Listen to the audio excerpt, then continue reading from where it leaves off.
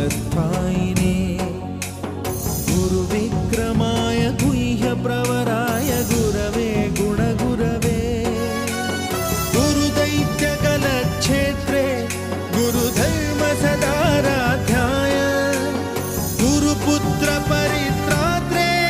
गुरुपाखण्डखण्डकाय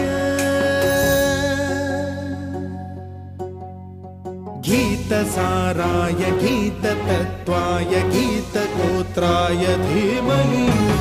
गूढगुल्फाय गन्धमत्ताय गोजयप्रदाय धीमहि